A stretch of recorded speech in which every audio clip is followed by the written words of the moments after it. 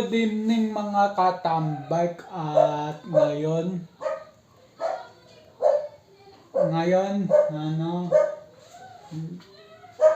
so yung mga katambay, good evening. So ayun, bakit nga ba ako mahabang walang vlog? So papaliwanag ko muna yan. Pero bago yon, may isi-share ako sa inyo. So ayun mga katambay, at nagluto tayo. Ito yung pinaglutuan ko. Yan. Isasaksak ko na lang yan rice cooker. May laman pa yan kanin.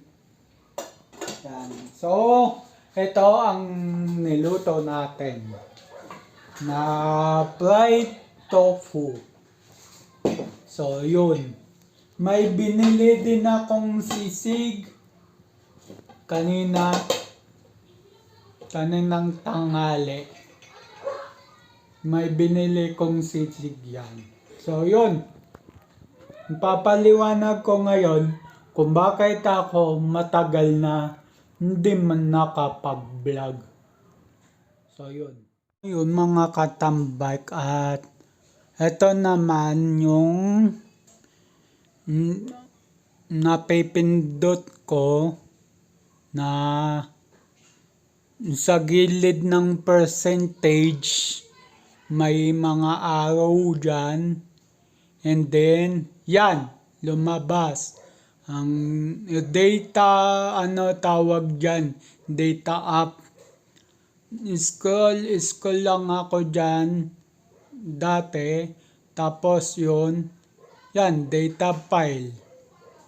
Yun, so yung mga bilog na yan ine-erase ko, yan yung binabanggit ko. Yan, bura, all, and then okay na, pwede na uli mag-edit dyan, pero ngayon, hindi ko na siya magawa. Dahil nawala na yung ganung sistema ng So yun, katambay, yun ang tinutukoy ko. Nawala na yung mga araw na ganyan. Tapos, nawala na yon. Ang makikita na lang dun, yung percentage ng memory, ng apps memory. So, nagka-calculate naman yung data storage.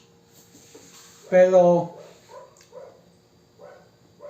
yun nga, hindi ko naman pindot yung clear data videos and pictures. So yun,